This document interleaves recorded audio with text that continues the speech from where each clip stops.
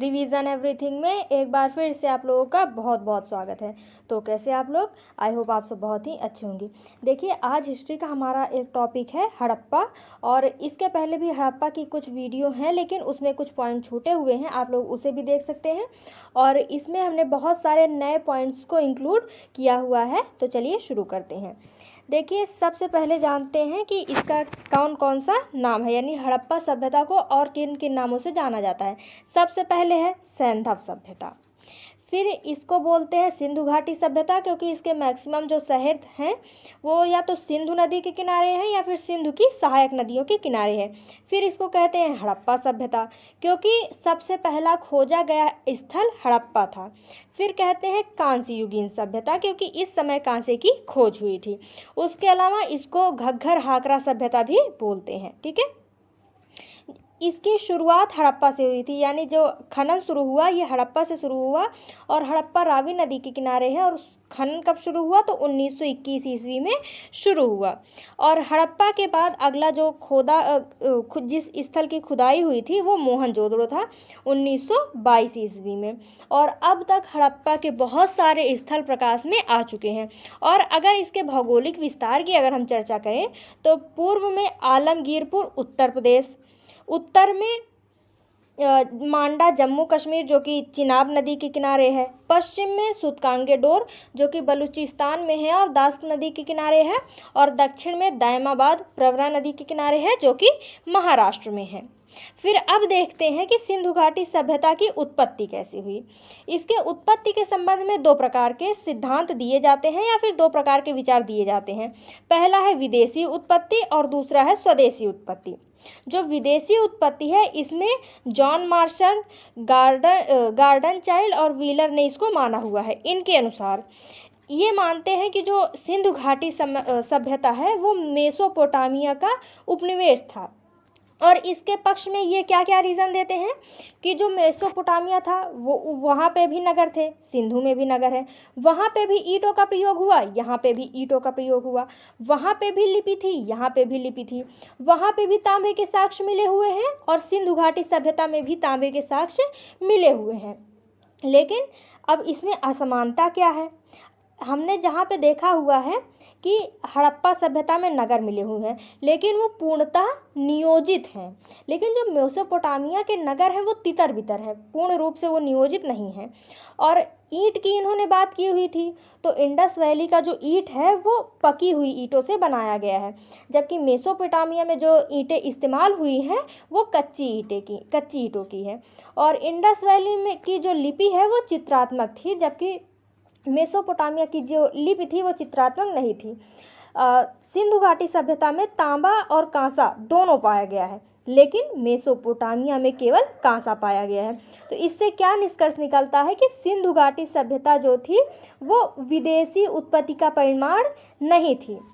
वहीं पे अगर हम बात करें कि जो भारत के लोग हैं या फिर जो इसको स्वदेशी उत्पन्न मानते हैं, स्वदेशी उत्पत्ति मानते हैं, उनका क्या कहना है कि यहाँ से इसको देखते हैं कि जो मानव था वो पूरा पाषाण काल में खाद्य संग्राहक था। ठीक, फिर उसके बाद उसने पशुचारण शुरू किया, पशुपालन शुरू किया, उसके बाद वो कृषि करने लगा, और कृषि से ही जब एक्स्ट्रा उत्पादन हुआ तो वो व्यापार करने लगा।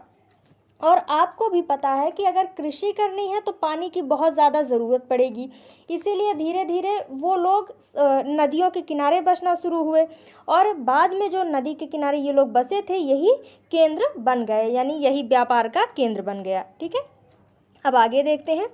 फिर यहाँ के उत्खनन से जो अस्थियाँ मिली हैं वो किस प्रकार की हैं। आप लोगों को भी पता है कि व्यक्ति का जो पर्यावरण है वो उसी के हिसाब से उसका बॉडी स्ट्रक्चर यानी शारीरिक संरचना भी होती है। तो यहाँ पे जो अस्थियाँ मिली हुई हैं वो अल्पाइन, मंगोलाइड, प्रोटो ऑस्ट्रेलॉइड और मेडिटेरेनियन टाइप की मिली हुई हैं। लेकिन अगर सर्वाधिक मात्रा में बात करें तो भूमध्य सागरीय जो संरचना है वो सबसे ज़्यादा पाई गई है। ठीक, फिर आगे देखते हैं सैंधव सभ्यता का सामाजिक जीवन। देखिए समाज जो था वो शाकाहारी और मांसाहारी दोनों था। अब इसके आधार क्या हैं? तो हड़प्पा की जो नालियां हैं उसमें पशुओं की हड्डियां मिली हुई हैं। मोहनजोदड़ो से तांबे की कटिया मिली हुई है। तांबे की कटिया ये मछली फंसाने के काम आती थी, ठीक। हड़प्पा की मोहर पर बकरे की बलि को दर्शाया जाना। उसके अलावा ये शाकाहारी थे तो कौन कौन सी खाद्य सामग्रियाँ यूज़ करते थे? तो गेहूँ, जौ, कपास, हालांकि कपास खाया नहीं जाएगा, ठीक है। गेहूँ, जौ, कपास, मटर, तिलहन के साक्ष्य मिले हुए हैं। और ये जो कपास है, सर्वप्रथम कपास की खेती सिंधु सभ्यता में ही शुरू हुई थी, ठीक है। अब आगे देखते हैं। तो जो समाज था उसमें कृषक, कारीगर, मिस्त्री, शिल्पकार, व्यापारी, पुरोहित, ये सभी वर्ग वहाँ पे मौजूद थे। यहाँ पे राजा का साक्ष्य नहीं मिला हुआ है, इसका ध्यान रखिएगा। समाज का जो व्यापारी वर्ग था इसी का प्रभुत्व था। उसके अलावा समाज मात्र सत्तात्मक था। इसका क्या प्रमाण है? तो जो मोहनजोदड़ो से मुहरें प्राप्त हुई हैं उसमें मात्र देवी का चित्रण किया हुआ है, ठीक है। अब आगे क्या है कि समाज में नगर दो भागों में विभाजित था। पहला है पश्चिमी टीला, ये ऊंचा चबूतरा हुआ करता था और इसके जो नगर थे इसकी किलेबंदी की गई थी। यानी कि जैसे ये नगर अगर बना हुआ है तो इसके चारों तरफ घेरा बना दिया गया था, यानी कि किलेबंदी कर दी गई थी। और ऐसा माना जाता था कि यहाँ पे जो उच्च वर्ग के लोग थे वो रहते थे। और जो पूर्वी टीला था ये आम लोगों के लिए था, यहाँ पे किलेबंदी नहीं की गई थी। इसके कहने का क्या मतलब है कि यहाँ से ही समाज में वर्ग विभाजन शुरू हो गया था, ठीक है। सिंधु घाटी सभ्यता के लोग शांति प्रिय थे। अब इसके क्या साक्ष्य हैं? इसमें खुदाई के दौरान किसी भी हथियार के साक्ष्य नहीं मिले हुए हैं। उस समय ठोस वस्तुएं जिससे हथियार बने उसके साक्ष्य नहीं मिले हुए हैं। कहने का क्या मतलब है कि मैक्सिमम जो हथियार होते हैं वो लोहे के बने होते हैं, क्योंकि लोहा मजबूत होता है। लेकिन लोहे की खोज वैदिक काल में हुई है, इसीलिए कोई भी हथियार नहीं मिला हुआ है, ठीक है। और अन्य कौन कौन सी धातुएं मिली हुई हैं? तो सोना, चांदी, जस्ता, सीसा, कांसा, इन सभी के साक्ष्य हड़प्पा सभ्यता से की बात करें तो कांसा एक मिश्र धातु है। तो इससे हम ये समझ सकते हैं कि जो सिंधु सभ्यता के लोग थे वो धातु विज्ञान से परिचित थे, ठीक।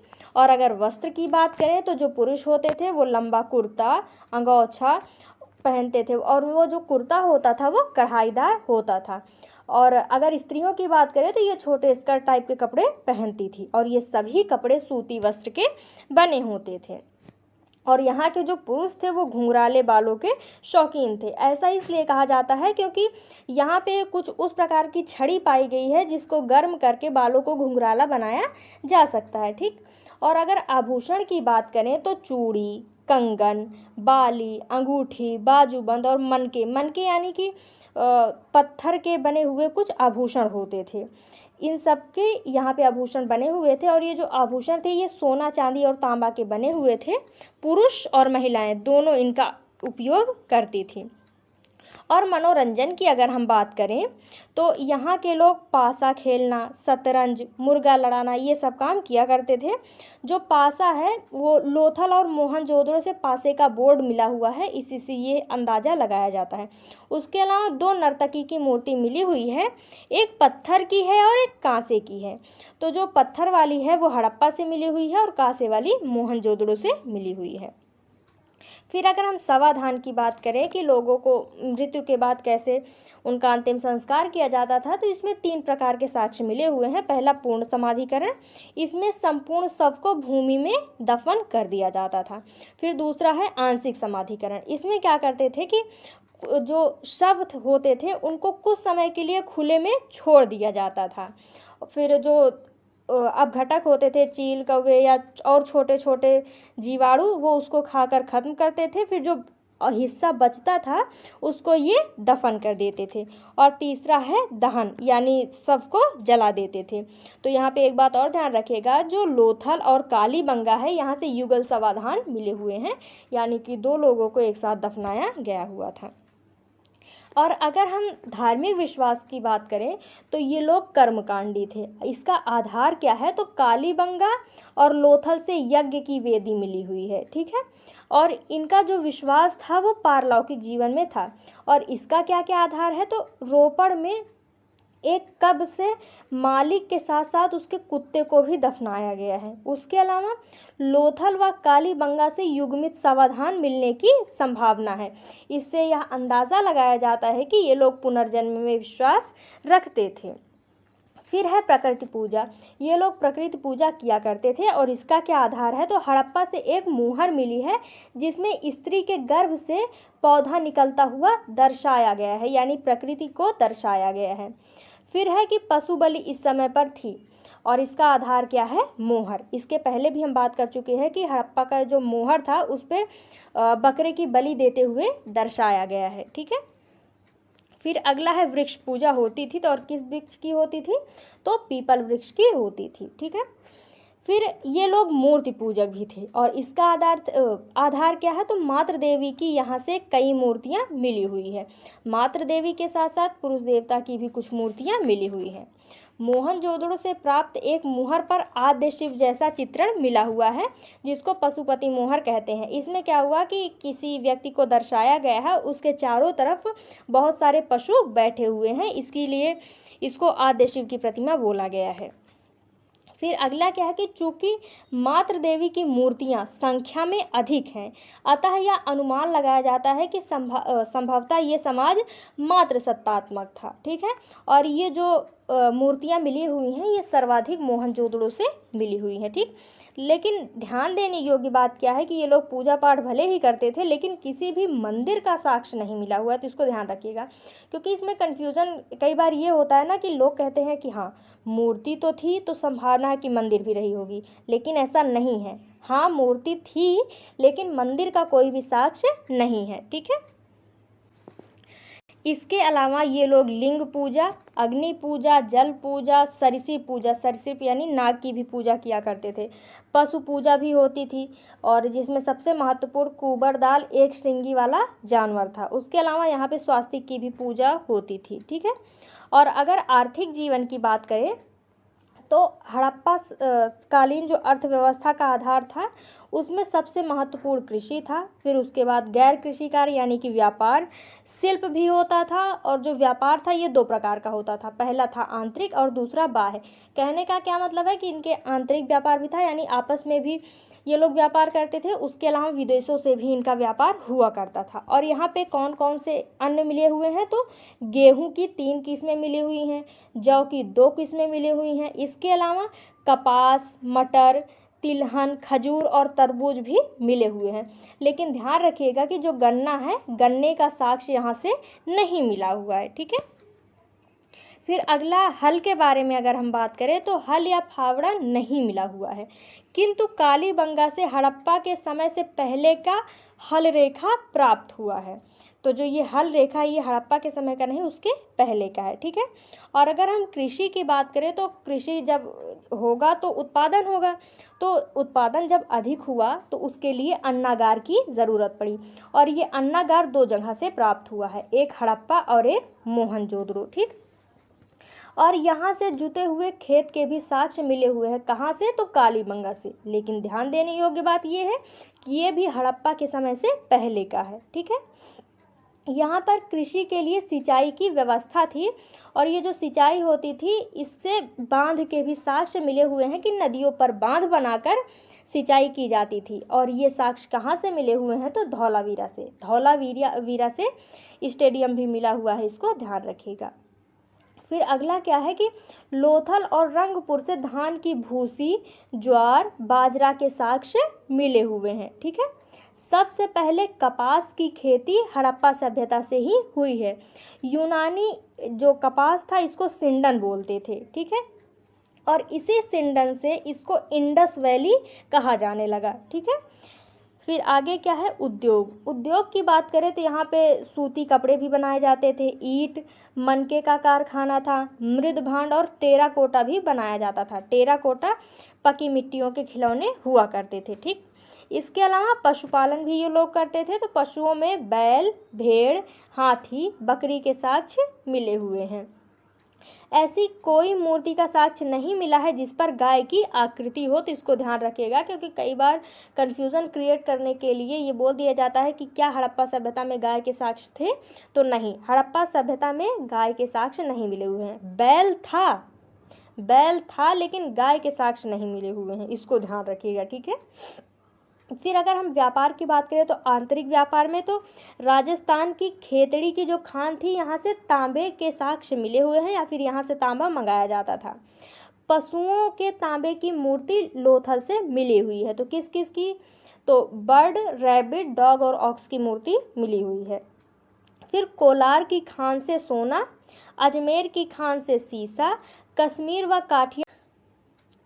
अब बाह्य व्यापार की अगर हम बात करें तो अफ़गानिस्तान से चांदी व सोना मंगाया जाता था, और बदख्शां से लाजवर्द मंगाया जाता था। लाजवर्द एक प्रकार की मणि है। मेसोपोटामिया, फारस, अफ़गानिस्तान व मिस्र से भी इसके व्यापार हुआ करते थे। और इसका प्रमाण क्या है, तो साहित्यिक स्रोत व पुरातात्विक स्रोतों से यह जानकारी मिलती है। साहित्यिक स्रोत में जो सुमेरियन साहित्य में मागन, दिलमुन और मेलुहा शब्द का प्रयोग हुआ है। मागन का अर्थ है मकरान तट, दिलमुन का अर्थ है बहरीन और मेलुहा का अर्थ है मोहनजोदड़ो। पुरातात्विक स्रोत की अगर बात करें तो लोथल से फारस के बटन की आकार की मोहर मिली हुई है, और लोथल से मम्मी व गोरिल्ला की भी मूर्ति मिली हुई है। अगर अब हम नगर नियोजन की बात करें तो जैसा कि अभी हमने देखा था, इसको हम छोटा कर देते हैं ताकि पूरा आ जाए, कि यहाँ के जो शहर थे उसको दो भागों में बांटा गया था। पहला पूर्वी टीला, दूसरा पश्चिमी टीला।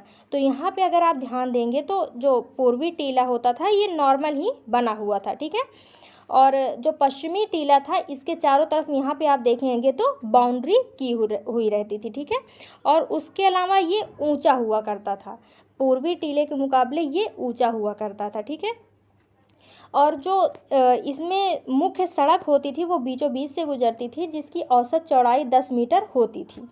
उसके अलावा मान लीजिए कि अगर ये कोई घर है तो यहाँ से एक नाली निकलती थी, जो यहाँ पे एक मुख्य नाला बना दिया जाता था, जो हर घर से जो नाली निकलती थी वो इसी में आके गिरती थी। मान लीजिए यहाँ पे अगर कोई घर है और यहाँ से नाली निकलेगी तो ये मुख्य नाले में जाके मिलेगी, और ये नाला आगे जाके नदियों में मिल जाता था।